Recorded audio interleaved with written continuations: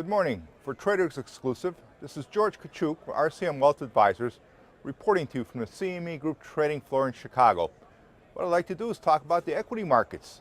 The equity markets continue to act very strongly. The Nasdaq's been up 8 weeks in a row. The S&P is actually near its highs, but just been digesting its recent gains, just kind of moving sideways for a few weeks, but still holding up very strong. Now we do see outperformance by the Russell 2000, which is a really good sign for the general market when we see the small cap stocks outperforming the general S&P. So that's going well. Market breadth continues to be very good. NYSE advanced decline lines near highs. So a lot of the market internals look very good. Now one of the other industry groups we haven't talked about is the semiconductors, and that's keeping the technology sector very strong. Actually, the Philadelphia Semiconductor Index is basically at a 16-year high, and it's been there over the last few weeks, climbing higher. So one of the stocks we want to talk about today is called Silicon Motion. That symbol is SIMO. And you might want to consult your financial advisor to see if this trades for you. It's not necessarily a buy recommendation, but I'd like to just talk about it a little bit. Basically, they're taking advantage of the big push for online videos and the growth of mobile internet. Because what they do is they make flash memory controllers for solid-state integrated circuits, and also they make RF frequency circuits for mobile devices. So that's a huge space that's growing, and they're able to take advantage of that. Basically, just to tell them how well they've grown, back in 2010 they were making about 44 cents a share, and in 2015 they're up to making $2.11 a share, and next year there's believed estimates are to make $3.26 a share. That's a 55% increase.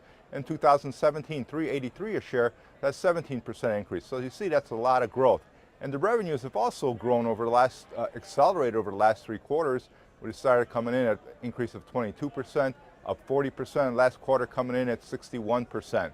So Silicon Motion basically has risen about 65% year to date. It broke out of a base sometime around February, March. And about 5 weeks ago topped out at 56.21 and has been moving sideways, basically creating what I call a flat base for over the last 5 weeks, and it's very constructive, just like the general market digesting its gains. So what we're looking for, if Silicon Motion can take out that 56.21 pivot on greater volume than its average volume, that might be something that one might want to consider. Or another way, if you like playing things on the rebound, is see if it can comes down to its 50-day moving average. Right now it's at about $50, and see if it bounces off of that level. Now, if it crashes through the 50-day moving average right at about $50, the trade may not work. Trade may not be for you, may not be for anybody. So that's just something to be aware of. Have your stops in. Right now it's trading about 54 this morning. So that's something to take a look at. Semiconductors are doing well. And we'll see, the next 2 weeks, the markets may be a little bit flat, may drift down a little ahead of the holiday.